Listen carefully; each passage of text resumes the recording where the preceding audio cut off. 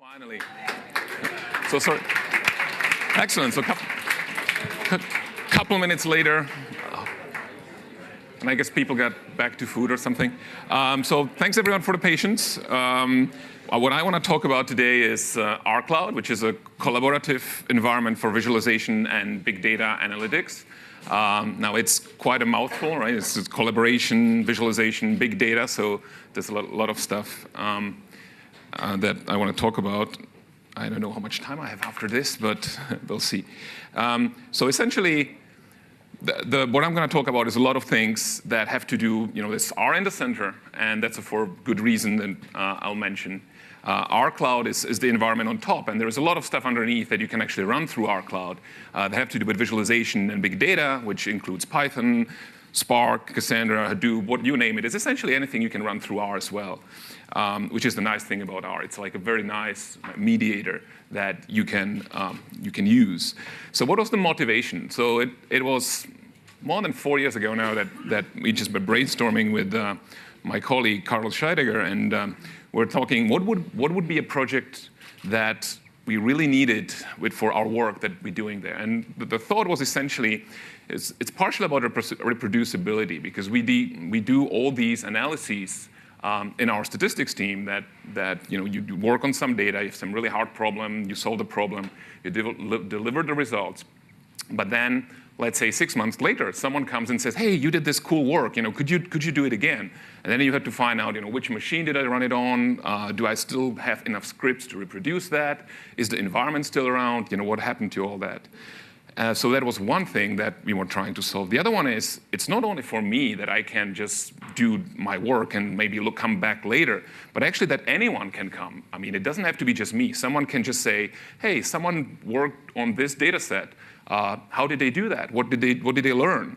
So it's not just about me finding my work, but in particular my colleagues finding out about the work that someone did. And not only finding out, it's not just like a search in a repository. It's actually that they can go back, they can actually run the code, they can actually run the analysis. So that was kind of the idea, which kind of fosters collaboration, because you can leverage someone else's code, you can talk to them, you can figure that out.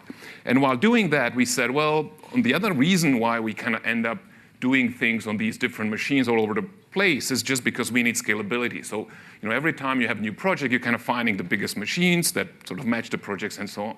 So we need scalability as well. So that was sort of the motivation for the RCloud project. And the idea is essentially simple. Just take the analytics, just as we taking documents and just put them in the cloud. So doesn't matter where you are, just think, let's say iCloud. And no matter where you are, whether you're on your iPhone, your iPad, your computer, at home, at work, you just go and get your stuff, right? So in a similar way, we would like to have all the analyses like that. You just log in, you don't care what are the machines behind it, everything just works. And you just push everything to the cloud, and both developing your code and your analyses as well as consuming, that means if someone else wants to look at them, should be in the cloud. And the nice thing is that it kind of solves both problems, the scalability, because you don't care about that as long as someone else is kind of building up the infrastructure, or anyone else, or big organizations can do that, or you can just scale up your EC2. Anything like that is possible, because everything is behind in the cloud, so you can scale it up. Everything is web-based, which means you can access it from anywhere. And the key was the sharing and the collaboration, so that you can share both the code itself, which people do these days anyway. You can do that on GitHub, let's say. But you can actually share the results and run the runtime as well. And you can search, run, comment, fork, modify. So it's sort of very much like the GitHub concept. So let me give you just a quick demo of RCloud and what it looks like. So I'm going to try that.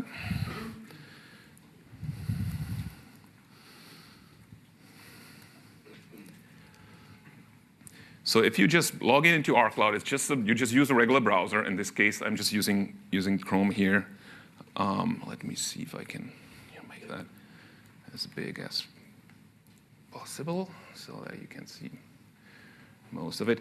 So at the first sight, it just you can do random stupid things that you can do in R. You just have an R console, but you can also do regular things like graphics. And now, of course, JJ was fortunately before me and was showing why the notebook concept is such a powerful one. So essentially, this is what you're getting here is this notebook concept where as you type in code, you see the results. You can immediately change anything. You can just rerun it and so on.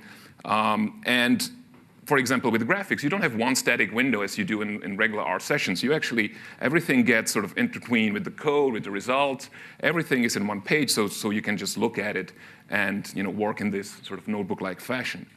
Now, the nice thing here actually that everything is just run in the platform. So I can even click here on the link, and what I get here is the view mode of what I just did.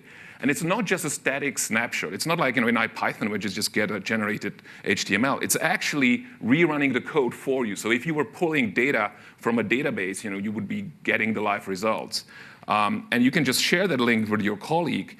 And what you end up having with is actually a live session. So they can actually go back and can look at the residuals of your work and do other things like that. And everything is just the same way that you saw it in the edit mode, but you don't actually need the UI. You can just show someone the results. And as someone else was pointing out, if you want to show that to, let's say, executives or someone, it's sort of much better than doing that in the development environment. So that's sort of the basis of what we're looking at. But then comes the collaboration aspect, is that I can search for things. So for example, I can say, so I've heard that someone was working with something with Leaflet. So let's say I see this notebook by a colleague of mine, and I don't even want to look at the code. I just say, yeah, let's see what it does. So I just run it, and even though it's not my notebook, I can just run it and see it's actually using Leaflet, putting some points on it, and then I can go back and look at the code. And let's see, I'm looking, oh, this is interesting. This is, I guess, how I put the lat longs. And I can just fork this notebook. That way, it becomes mine. And now I can edit it. I can do whatever I want with it and continue. And the provenance is in here, so I know that this particular code has been forked from a different notebook, and I can go back to the original one and so on. So it's kind of very powerful with respect to finding someone else's code, modifying it, playing with it, and so on. There are comments you can add to notebooks, and you can use stars to, if you find something really useful from someone. So you can, as you're searching, you can go by stars, you can go by date, and other features like that. So that's kind of trying to enable that collaboration aspect and finding work of others in the space of the analyses. So, but let's go to do something actually more useful, like maybe actually looking at real data. And the first day, Todd was looking actually at the Taxi data set, which I thought was kind of interesting. So let me just pull up a quick little notebook that I just put together that is essentially just reading in the data. So I'm just reading one month, actually just 100,000 points, just to look at the data, just to have a feel for what's going on. And actually, I can go here.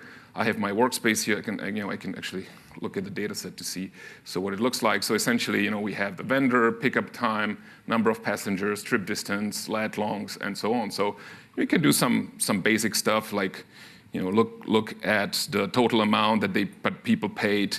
Maybe we'd be interested in what's the ratio of tips, sort of how do people tip. And it's interesting, we see these buy modalities here, and so on. And I'm just going to run the entire notebook here, just to sort of, there are different things.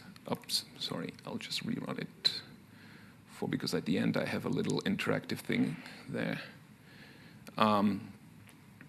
So I can look at these things. I can look at things like, okay, there's different payment types. So let's say is the total by payment type different? It's just simple 2 lines in R, which is why we love R. Everything is really simple for interactive analysis in R. And everything I do, and I can just do all these things here and go all the way down. And because we actually in a browser, that means we can actually leverage a lot of JavaScript tools that are out there. So in this case, I'm just leveraging dcplot, which is or DC charts. So it's just a charting library that we have interfaced.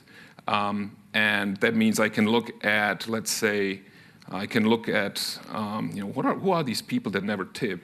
And you can always see, oh, it's because there's 2 payment types. And actually, if I go here, you'll see that we see tips here, and we can this type. If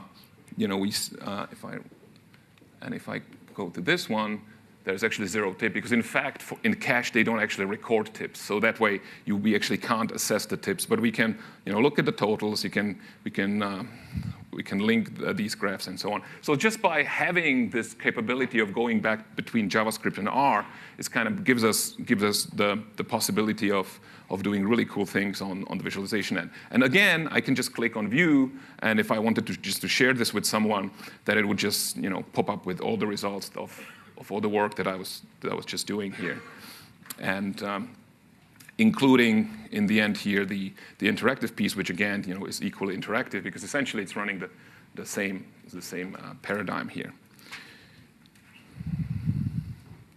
So I'm trying to keep time. All right, so let's go back to the presentation.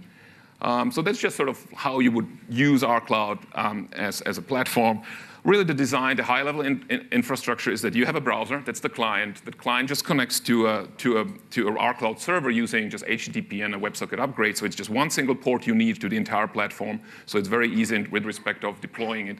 And you can have multiple of these servers that you're connecting to, and they can have entire clusters behind them. So it's really scalable in the sense that you can have multiple servers. In fact, what I was using here is just a public instance where we have just a couple VMs on the outside that people can log into and try RCloud out.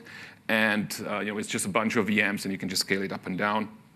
We're using GitHub as the backend for notebooks, although it's actually flexible. We can go to many other things. And which I didn't show is actually every single thing you do is version controlled. So you can go back, you can roll back your steps, you can refer to a particular version, so that if you're sending something, let's say part of your work to someone, you can actually say, I'm referring now this particular version of today, and they can use that particular links instead. It's very modular.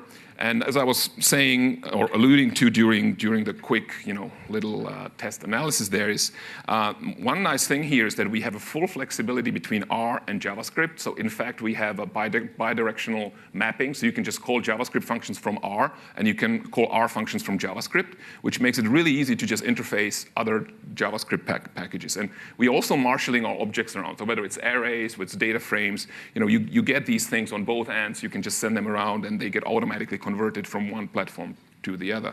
So let me show a little bit of that, which is sort of a slightly more, that's for those who like the stuff behind the scenes. So let me show you. So for example, if you want to just call JavaScript from R, it's really simple. You just say, I'm installing a JavaScript module, and I'm just getting the code from what we call assets. So besides the cells that you see in a notebook, you can actually have additional assets that are part of the notebook. And here I have just a JavaScript asset, which is just a JavaScript code. And in this case, it's just defining a single function with one argument and a continuation. And what happens is, because JavaScript is asynchronous, you don't want to use returns. You're just calling the next function that's supposed to happen afterwards. So all I'm doing is I'm just taking the argument, I'm just raising an alert, and just calling the continuation with the value done. So if I do that, so the first line is just getting this code, pushing it over to the JavaScript side, and returning back the references. So if you look at what you get back, you're actually getting back an R function. And the R function happens to just call the dispatch on our side. So then when I just say I call F with hello, what happens is you actually get a JavaScript dialog with hello. And when you dismiss the dialog, you get back to the R side. So it's really simple. You see it's only literally like 2 lines of code, but it gives you all this flexibility, and you can do the same thing vice versa. You can actually pass functions from one language to the other language. So in this case, what I'm doing is I'm just creating a button here and a little output div or pre in this case. So I'm going to do that. And then I'll just create a tiny little helper function that just says, I'm just setting the click handler on that button to the function that I'm supplying. So this function takes O is the element I want to put the handler on, and the function from the R side. And And if I do that, I just set the handler, and now if I say click me, it's just gonna, it just calls the R function on the R side. So it's really, you can pass entire function between the two systems, which kind of makes it really, really nice and flexible. So let's go back here. I won't go too much into that. Notebooks, we store them as gists, and we essentially have multiple backends. So GitHub is the primary backend, so everything I'm doing right now actually goes off to the public GitHub and just creates a gist.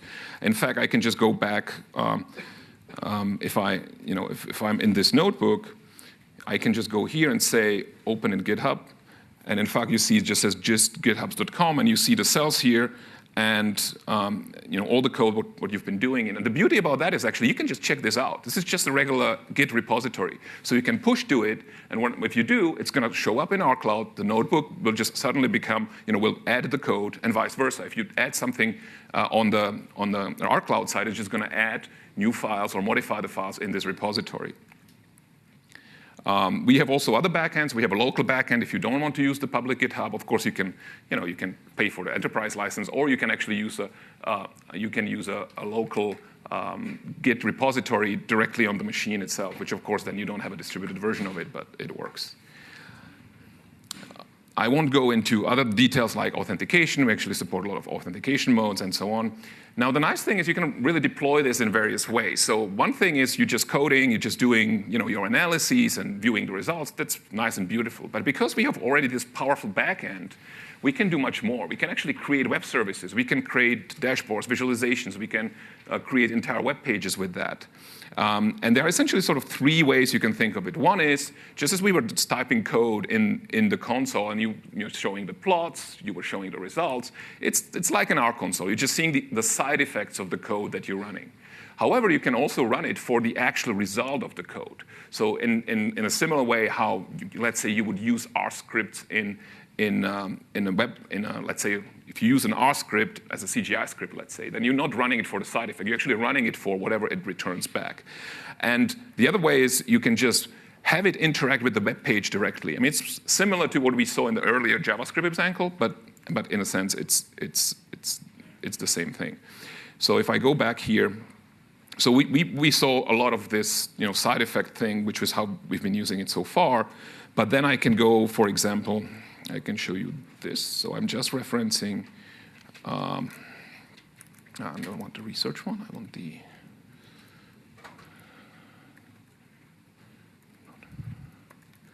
of course, it wiped my previous one. So let's see if I get that right. So I'm just referencing URL and see if I got this. Oh, I don't want HTTPS. I want regular HTTP. If I got that right. And I'm just referencing URL. And what you see here is just this dashboard. It's essentially, you see all the plots here. This is just data from our weather station on the top of the building. So you can see, it was getting really cold last night, and it was really warm the days before. You can show things like wind speed and direction, and all these things are really easy to do in R. Like even this wind direction thing is really easy. It's just a density estimator that's in polar coordinates. It's like one line of code in R, so really nice and easy to do. But this is all completely configurable. So you can, you can switch to metric units if you want. If you're someone like me who doesn't really know the other ones. You can go to what happened during Hurricane Sandy. So you see there was a big drop in pressure. There was a very short, but a lot of rain. We can go to, let's say, which one is which? So this was Irene. So it was slow rain, but it came in much more slower, but there was a lot of rain too, and so on, and big winds. So essentially, the bottom line is though that all I'm doing is actually just instrumenting calls to notebooks. So everything you see on this page is just a notebook. So let's say if I just look at the barometric pressure thing here, it's just a URL that just produces a PNG. So if I go back to RCloud, so let me go back to the edit mode. And I can just look at exactly the name that the file had. So if I go here, there's just weather, and that was just bar. So this is the code that generated that plot. So essentially, I'm just having a function that takes arguments, just regular R function, nothing fancy. And it just automatically takes all the arguments from the URL, parses them, puts them into arguments, and calls my function. So all I need to care about is I'm just creating a plot, and I'm just returning the plot out of the function. And that's all I need to do. So as an author, it's really easy for me because it's no different than any other R code. I don't need to worry about all the stuff that's happening around me, and I can build complete dashboard this way. The other way was sort of more related to taking a website, and it's something that, for example, the templates that Nathan was talking about are very useful. You can just take a web page and then just start filling in different pieces and running them. And do I have an example of that? So for example, this is just, and I apologize, but fortunately, someone else before already used Iris data, so I don't need to feel as bad as I normally would. But so this one, it just takes, it's little tiny code. What it does is just outputs one selection box, just one div where I put the results, and then I just create a function that's just a callback for that. So I can go and just click on the view mode. It's essentially, you could put that into arbitrary page because you saw I was just generating these two HTML statements, so it could be in an entire big page, but it actually has the R session behind it, and you can change things around. So this is sort of 3 different modes in which you can operate. It can be side effects. This is explicit modification of the page that you're in, and the other one was just generating the elements inside the page. So let's go back here. So there's a lot of different ways, and there's also a lot of different ways you can deploy RCloud. It can be arbitrarily complex, where you have a multi-user environment with multiple VMs, separate network, storage server, user switching, be it Kerberos, PAM, JS, whatever you want. Or it can be super simple. It can be just one single Docker container that just has a port open that you can talk to it, and that's it. So it's really, there's a vast range of sort of which options you enable or disable depending on what you actually need for your application. So that was most about sort of the core RCloud IDE. But like I said, one of the key features is that you can actually go out and do big data analytics using this platform, because everything is just sort of in the cloud or on big servers, so that you can go there and work there. So I'm mostly talking about sort of the way we use it internally. I mean, we use RCloud a lot, and as I was saying, it was really mainly the driving force behind creating all this. And the main problem is that we're dealing in really large data sizes. I mean, we're literally talking about hundreds of terabytes up to petabytes of data that we have to go through and analyze. So most of that is just flowing into data lakes, mostly HDFS or Hive. And the typical process is that we need to process the raw data in order to extract what we need, and then we can get to the things that we actually want to do. And R is actually really good for that. I mean, even though people usually, whenever there's big data and R is mentioned, people just start laughing. But it's actually really, really good because it's a great mediator that can talk to many different things. The only thing is you cannot fit the data in memory. That is true. But that just means you need better tools in R. That doesn't mean that you need to change. R, just working in R is still the same. Working on the data is going to be still the same code. It's just that you may need additional tools. Part of the problem is that, and I don't need to preach to the choir here, so we have thousands of contributed packages, and typically the cool stuff usually first gets implemented as packages in R. So the goal is really to just keep doing what we're doing, just keep doing it our way, but have the tools so that we can do it at scale. And typically the challenges in our end usually are that we have no control over the input format. So a lot of people just say, oh, we just reformat the data, we store it in some more efficient format, then we can work on it. That's not an option. The data is just too big. We cannot do that. So we have to deal with whatever the data is, format the data is in, and then work on that. So that's why we need very efficient I/O and parsers. And also we need some kind of framework how to do out-of-core things in R. So I'll just take a little example again from the first talk of this conference, which is even though it's not a petabyte-sized data, but unfortunately I cannot show you the data we're using for various reasons. But this is one of the data sets that I can show you that's sort of big enough that we can try to do something. So let's just count. Well, or let me just perhaps first get through. So let's just count Let's take the taxi data. It has lat longs, so it's the pickups and drop-offs. And we just want to map it to, let's say, zip codes. And how would we do that in R? So what we would do is we would just map the polygons to zip codes. So there is, there is a tiger line data, the 2010 census data that you can just download the shapefiles. You can just use fast shaped inside function to just do shapefile versus points inside test, which is pretty fast because it actually does the bounding box matching and things like that. And then you can just look up the code. So it's really, in R, it's just one line of code, the line at the bottom. That's all you really need to do. Now the question is, how do you do that at scale? And actually, let me just go back here and do that, because so that we can just see.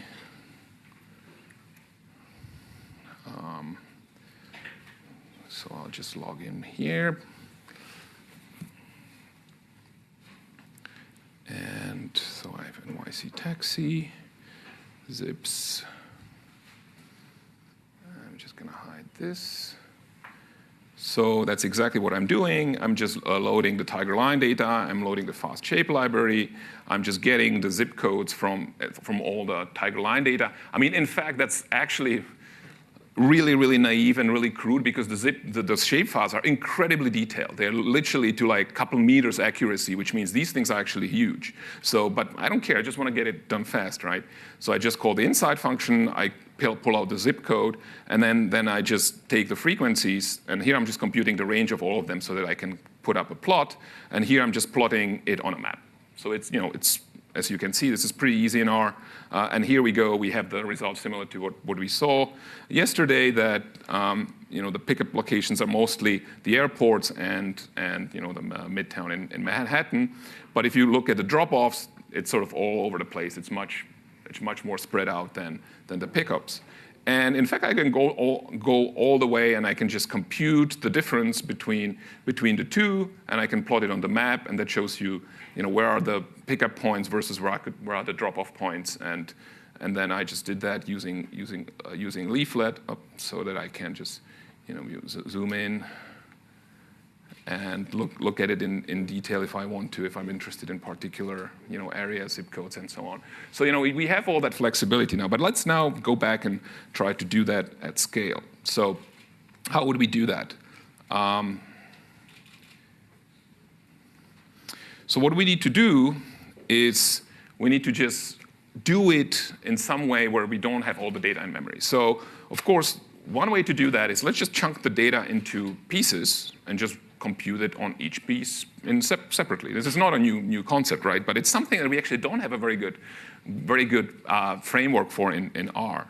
And obviously, that also means that you can actually parallelize this easily, because you can just run each chunk on a different machine if you have a lot of them, or run each chunk on a separate core, or there's a lot of ways you can do that. So I won't go. So this is how it would look like essentially. So what we need to do, and I'm just reformulating this as a MapReduce problem in this particular case, where I'm just saying, okay, the first line is exactly the same thing we had before. It's just, I'm just doing table on the inside of the zips, so that's just going to give me for each chunk the list of zip code and the counts. So the extra things I need to do, since I have all these chunks, is just to sum up the counts from all the chunks. So again, it's something that's really easy in R. You can just do tapply. I mean, I'm actually using, so ctapply is just more efficient way to run tapply, where you know that the results are contiguous. So it's because that way I don't need to first sort in everything from all over the place. I know they are contiguous, so I can actually do that very quickly in memory. So that's all I really need. And so what it does is there's a lot of magic behind the scenes. So first, I just have the data in some kind of form and on HDFS. In this case, I'm just taking the raw data. So I need a formatter that actually parses the data and puts it into R objects. So I go from the raw data to something like that. Now, you don't want to use read table or anything like that, because it's just really, really slow. So we need something more efficient. But let's say we have that. Then we just map the chunks, so we get the output per chunk. Then if we do it in Hadoop MapReduce, we get the nice shuffle and sort in between after the map step, which means it just puts together all the pieces for the same zip code into the same reducer. So that means I get just contiguously the same zip codes next to each other with the counts, which is why I can use ctapply and just get the result I want in the end. I can just quickly run it so that we have a proof that it's working. And you saw that it was, and this I'm not going to run outside because I actually don't have a Hadoop cluster on the external instance. So even though you could just spawn a couple of VMs, but I'm just going to run it inside here. And that way also I can. So I'm just going to. So it's exactly the code you saw before. There is really no magic. I guess the only thing I've added the formatter here, because by default we actually use pipe-separated files, but this is a comma-separated file, so I'm just telling it to use commas and that the type is numeric. And I hope that my colleagues are not running things on the cluster right now. Oh, actually they are, so that's going to be interesting. But at least you get as you can see, it's maxed out right now. So people do work on Saturdays. What's wrong? So it's actually running, it's only 31 maps. It's really not a big job, but you see it submitted a job. I don't need to worry about how the hell it did that. It just magically did. I can watch the progress on the job and so on, and it takes a couple of minutes to run. And of course, I cache the results because I know that I'll need them. So once you do, what you get back is just a reference into HDFS. So you can just run open on it, and it's just going to open the file, and you can use read table on it. So all I'm doing here, I'm just saying open on. This is what you would get from the HMR call, and you can just call open on it, read table, and hopefully we get a result. So let's see. And yeah, we have zip codes and counts, which is actually interesting, and I guess we'll see that. Is there are these really low counts all over the country. So there are these really weird. So now let me close this and go back here. And actually, we see as we would expect, it's the result that we saw before. So of course the airports are major in the center. But what's really interesting is actually if you zoom out. So again, because I wanted things to be simple, I'm actually using the whole country. I don't even bother to drill them, split it down to just the zip codes around New York or whatever. And it turns out that, funnily enough, which I really didn't expect, is if you go all the way to Palo Alto, there are people taking cab rides from Palo Alto to New York. I mean, so it just tells you the data is really interesting, right? So some, with some grain of salt, probably should take those latitude and longitude that are in the data. But sure enough, you see zip codes in here. Anyway, and I didn't check the duration of those. That would be interesting too, if that just took an hour or something like that. So anyway, so back to what's actually happening behind the scenes is actually quite more complex. I mean, you saw the code. The whole goal of this interface was just to make it really easy that I'm just reusing the code that I used before and just adding an extra step underneath. But I don't want to code anything around that. But there's a lot of magic that has to do with, first I need to chunk the data into little chunks, and that has to happen efficiently. I have to format it into the format, then it can be a matrix, it can be a data frame, something that I can work with in R, so that my function just takes regular R objects. I don't need to worry about the parsing step, the input step, or anything like that. Then my function is run. That gets converted back into stuff that gets pushed into Hadoop, that's chunked again for the reducer. Same thing happens, formatter, reducer, output, and back into HDFS. So I only worry about this piece, and depending on what my data format is, I may need to define the formatter. And there's a lot of stuff going on. It automatically loads packages for you and so on. So I won't go into too many details because I don't have that much time. But the nice thing about that is actually that these are very general components in this flow. So we started with HMR as sort of doing MapReduce things, but actually it generalizes quite a bit. So the chunk-wide processing is something you can actually use on anything. It's actually very useful, even on a single machine. If you have a problem, it just doesn't fit into core, doesn't matter. You can just iterate over, we have a function called chunk apply that just takes the file and just as you do lapply, it just does, applies the functions to each chunk at a time, and it's just reads it from disk or whatever connection you have. It can be a socket, disk, whatever you want, and you can run your code that way. And that's just a tiny little tool, but it's really efficient, it's really fast. The other thing is that we are parsing data into our objects. So we call the package that implement these things I/O tools because it's tools for doing I/O in and out of R.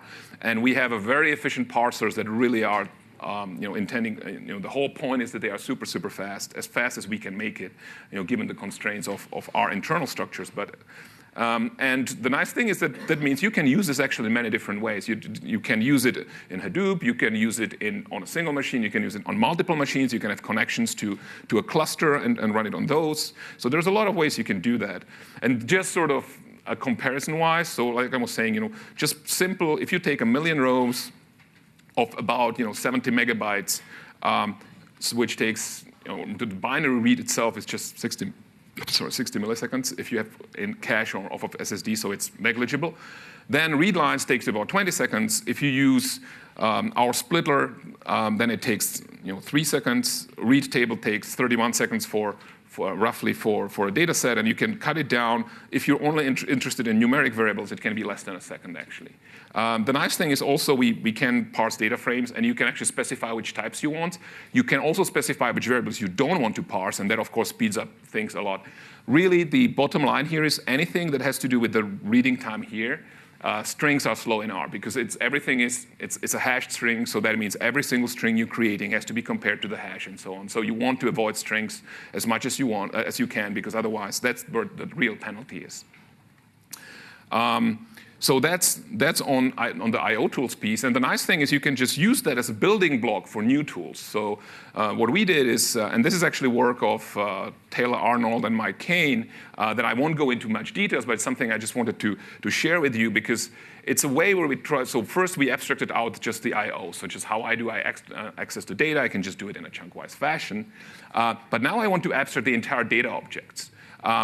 And that way, I can just reference them and let the backend do the work of fetching them and figuring out how to dispatch things. And usually the way it works is we can just send code. And because R is functional, it's so easy. You just serialize the functions. You just send them to the workers, and you just do the work and come back. So that would be a whole other talk just on ADO itself. But the nice thing is that it works on files, streams, distributed iterations, anything you want. It does have built-in sort of model matrix operations, so it makes it easier to implement models. And in fact, Mike and Taylor have implemented a long list of models. And essentially, it's just building on our code. It's just using our internal representations most of the time, the internal R code, just to do that in a distributed fashion. There are some exceptions where you can't do that, and then they have figured out their own solutions. The toughest one, they told me, was the Glimnet, because there's like one reference code that only one person who knows how it's actually done. And everyone just binds to that code, but no one has really tried to actually re-implement it. So they actually do have a parallel re-implementation of that now.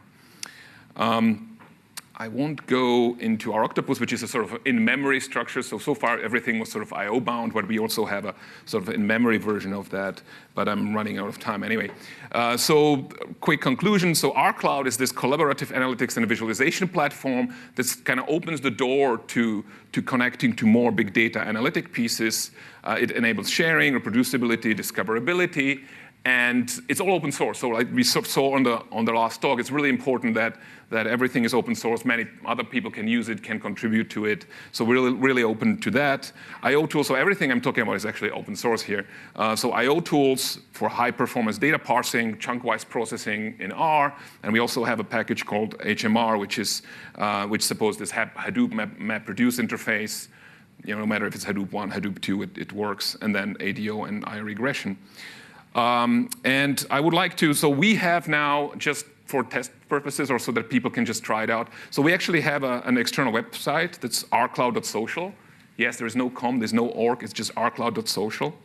And that's the one I was actually running so I was taking a real risk because I was just running my talk on all that. And in fact, in the end, it was the local machine that let me down. It was not the cloud, it was the local machine that just didn't work in the beginning. But so you can go here. We have gallery of examples. We have some of the ones I've showed you. There's a lot of other examples. So you can look at that kind of stuff. One thing I didn't say is you can actually run Shiny apps in here. So for example, and I hope this still won't let me down. This is just a Shiny app, and you can just go back. Well, actually, let me pick a simpler one for that. Well, whatever. So it's really, you just put it in the notebook. It's really no magic in that, because we're just sharing the same WebSocket. It's all web-based. So there are examples here. There are some tutorials on some basic stuff. And when you go to the main page, and there is this try it button, that's what gets you to the external instance. There is a guest mode, because the thing is, everything is GitHub based, so you need a GitHub login in order to store your notebooks. So if you don't want to do that, you can just look at the gallery as a guest. If you have a GitHub account, you can just go straight to the edit mode, and you can just use the you can use the full editing example.